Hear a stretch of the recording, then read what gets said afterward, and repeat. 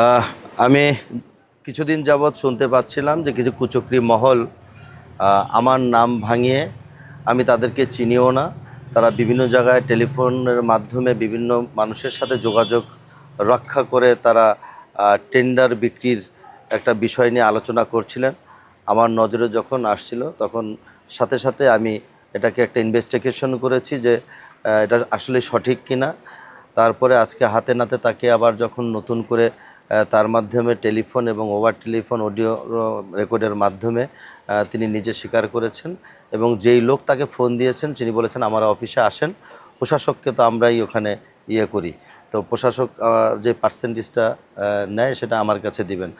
আমি আবারও বলছি, আপনাদের মাধ্যমে প্রিয় নগরবাসীর কাছে আমি স্বচ্ছতা ন্যায়ের সাথে কাজ করার চেষ্টা করছি। এটা বিশেষ মহল এই অপকর্ম করানোর জন্য বিভিন্নভাবে চেষ্টা চালিয়ে যাচ্ছে।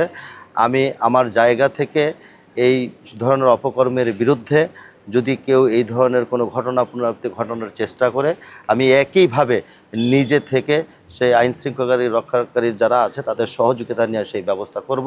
আজকে দুইজন গ্রেপ্তার হয়েছে, পুলিশ জিজ্ঞাসাবাদ করার পরে যদি কোনো ক্লু পায় সেটা পুলিশ তাদের আইনানুগ ব্যবস্থা গ্রহণ করবে। রাজনৈতিক পরিচয় থাকলেও এটা কিছু করার নেই। সরকার এবং সিটি কর্পোরেশনের আমার নিজের ভাবমূর্তি নষ্ট করার জন্য যারা অপকর্ম করে তারা কোনো দলের হতে পারে না, আবার দলের হলেও তাতে কিছু যায় আসে না।